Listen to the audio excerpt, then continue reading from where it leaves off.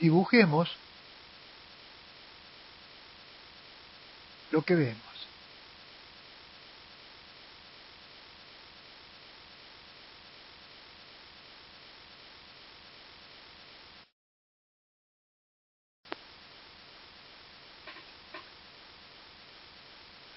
Dibujar. ¿Qué es dibujar para una persona? Significa entrenar distintas partes del cuerpo que puedan trabajar generando un proceso ordenado, por lo cual nos podríamos preguntar por dónde empieza entonces, si es un proceso, el dibujar. Y el proceso empieza por aprender a ver. O sea que la vista no significa el que nos va a posibilitar realizar un dibujo. De tal modo que vamos a representar gráficamente algo que vemos.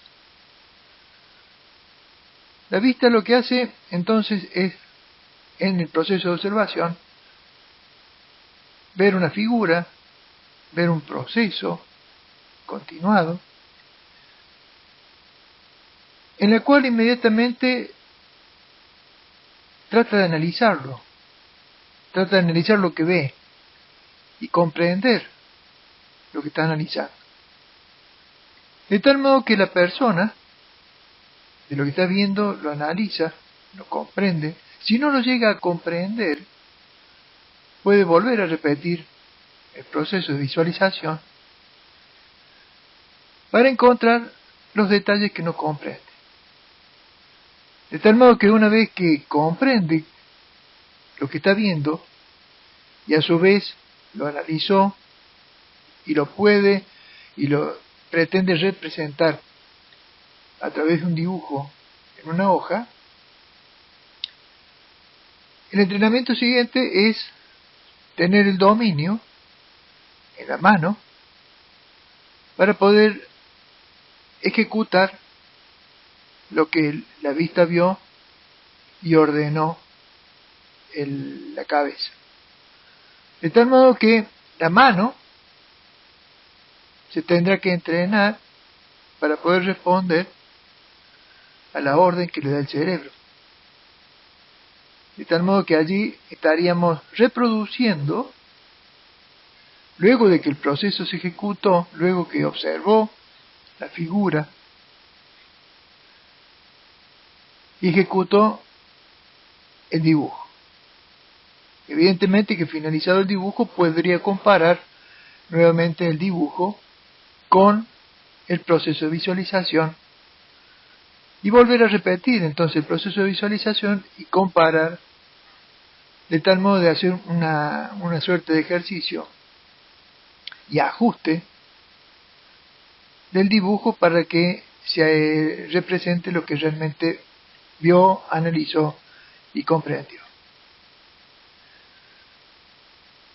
Un proceso intermedio podría ser que la persona conoce el proceso y pretende modificarlo, de tal modo que podría dibujar nuevos esquemas de procesos para intentar generar algunas variaciones en lo que vio, analizó y cree poder mejorar.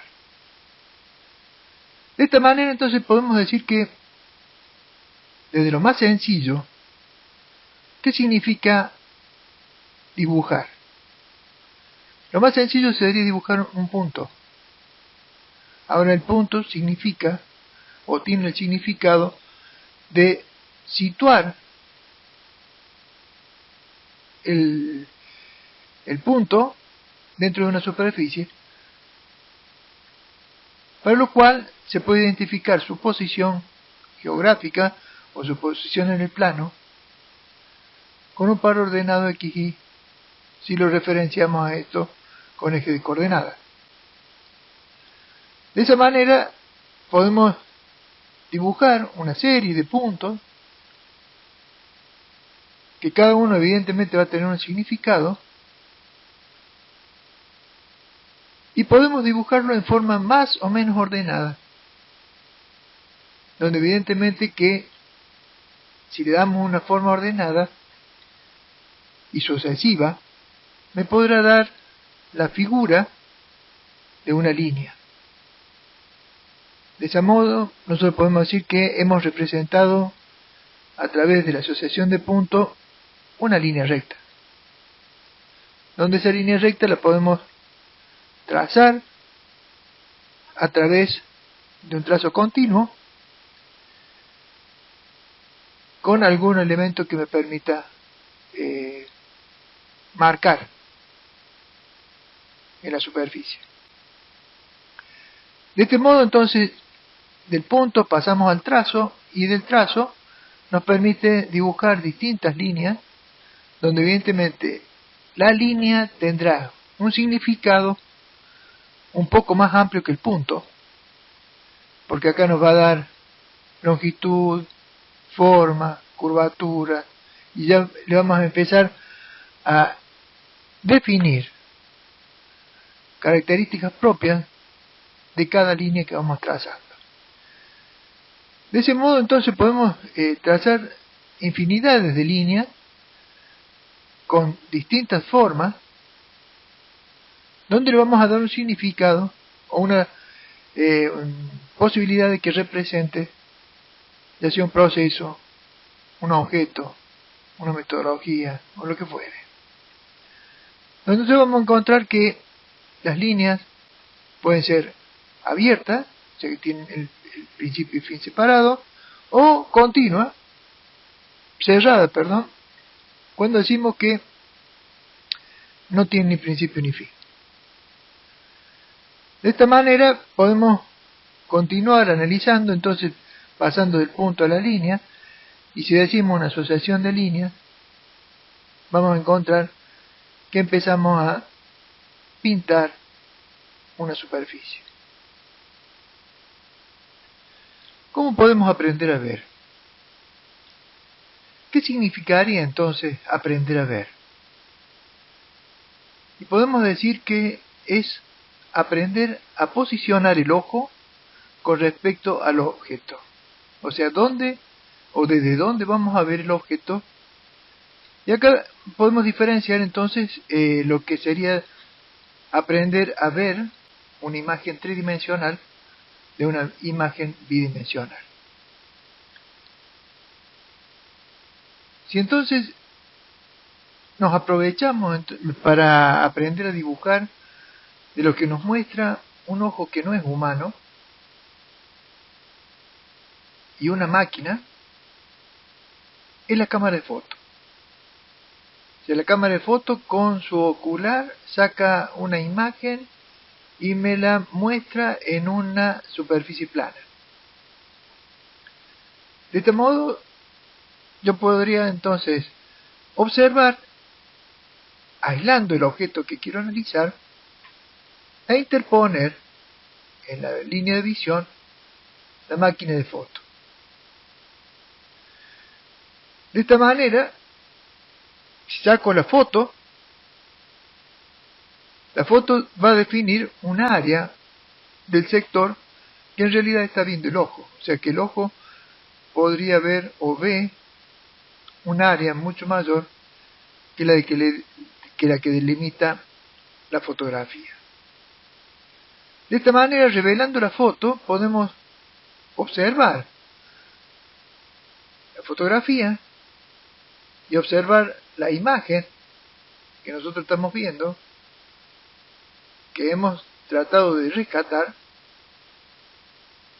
y podemos trazar las diagonales para encontrar el centro de la fotografía, y vemos que lo que nosotros observábamos con el ojo, tomando como referencia el centro del termo en este caso, vemos que coincide. O sea que podríamos aceptar que lo que nos muestra la fotografía es lo que nosotros estamos viendo. De modo que la fotografía y mi ojo, o el ocular de la máquina de foto y mi ojo, están viendo lo mismo. De esta manera, si decimos que la fotografía ya responde a la imagen, podemos empezar a trabajar sobre la fotografía y colocar sobre la imagen un papel transparente que nos permita visualizar todos los detalles del objeto. De esta manera podemos empezar a identificar algunos puntos que son relevantes o que nos determinan de alguna manera la forma en este caso el termo.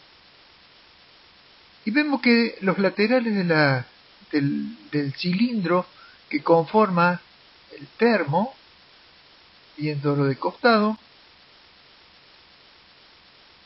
me da puntos de referencia de esas líneas rectas que se suponen conforman la generatriz del cilindro que determina la forma del termo. De tal modo que si yo ya tengo los puntos de referencia, puedo trazar las líneas rectas entre ambos puntos. De la misma manera podemos dibujar la forma de la tapa. Por otro lado, el límite o contorno de la base del termo, que vemos que tiene una forma curva, y todos los otros relieves o aristas que conforman los distintos anillos en los distintos niveles del termo. De esta manera tendríamos dibujado sobre el papel la imagen del termo. Pero fíjense que en este caso tendríamos, si se quiere, un bosquejo con precisión en las líneas que hemos dibujado porque hemos copiado la imagen. ¿Qué podemos rescatar de esto? Que esta imagen no responde a la realidad de la morfología del termo. Si observamos los laterales, son rectas, como deben ser, pero si observamos con mayor detalle, encontramos que esas rectas que deberían ser paralelas, no lo son. Cuando observamos lo que hemos dibujado como tapa, sabemos que la tapa es un círculo, y acá estamos viendo una elipse. De la misma manera vemos que las distintas elipses que deberían tener el mismo tamaño, no lo son. Donde observamos que la elipse que está en la base del termo es más pequeña que está en la parte próxima a la tapa, que es de mayor tamaño. De esta manera vemos que lo que nos muestra la figura, el dibujo, no nos daría la realidad de las dimensiones del termo, pero sí nos daría la realidad de lo que estamos viendo. De esta manera, si uno acota, le da las dimensiones reales, tiene entonces la distribución de las distintas líneas que conformarían las líneas que dan el contorno del termo, con tamaños proporcionales en función de la perspectiva, y las formas, sabiendo que la perspectiva nos está modificando la posición y el diseño de las líneas con respecto a la realidad. De tal modo, entonces estamos terminando por aprender a hacer un boceto en 3 dimensiones, en forma mecánica, a través de un proceso, utilizando la fotografía como un soporte. que no nos permite equivocarnos en el dibujo. De la misma manera vamos a proceder para realizar una imagen bidimensional. Si continuamos entonces con el ejercicio de aprender a ver para poder realizar un dibujo, y en este caso nos proponemos dibujar o hacer una representación ortogonal bidimensional, tendríamos que ubicar el ojo de tal modo que enfrentemos al objeto en distintos niveles. O sea, si nosotros tenemos un termo, por ejemplo, como un elemento para dibujar, nos tendríamos que ubicar en primer medida a nivel de la tapa, de tal modo que podamos visualizar perfectamente la figura que tenemos que dibujar para que sea una representación ortogonal bidimensional. De esa manera, si sacamos una foto, encontramos que la tapa tiene en la unión de la tapa una morfología recta, o sea, una línea recta. Mientras que la parte un poco por debajo, ya vemos que la fotografía muestra una elipse. Pero si bajamos ahora la visión y la cámara de fotografía a la altura de esa arista, vemos que lo que veíamos en la fotografía a ese nivel, que era una elipse, ahora nuevamente se transforma en una recta. Pero, ¿qué observamos? Que el cartel, los bordes superior e inferior, no son rectas, sino que son también curvas, que si bajamos el nivel de observación a la altura del cartel y sacamos la foto, ahora lo que antes era una curva, ahora se ve que son rectas. O sea que el cartel se muestra como un rectángulo. Y si observamos, vemos que la base del termo, la fotografía me está mostrando que sobre la mesa es una curva. Si bajamos ahora el nivel de visualización en la cámara fotográfica a ese nivel, encontraremos que lo que antes era una curva, ahora es una recta. De tal modo que si repetimos el ejercicio entonces de calcar o copiar a través de una hoja transparente los distintos niveles, vemos que tanto la tapa y las distintas líneas de referencia hasta la base del termo son todas rectas, lo mismo que los laterales. De tal modo que si ahora confeccionamos o juntamos las cuatro partes y armamos el termo, encontramos que la figura son todas rectas. En este caso no encontraríamos curvas como en el caso anterior, y vemos entonces que la representación ortogonal bidimensional nos muestra las dimensiones exactas que tendrían los diámetros en las distintas alturas del termo, desde la tapa hasta la base. De la misma manera, la altura y la separación de las distintas aristas o desniveles que muestra el termo. O sea que acá, si nosotros acotamos este dibujo, nos muestra con certeza, utilizando a escala, la dimensión que tendría el termo.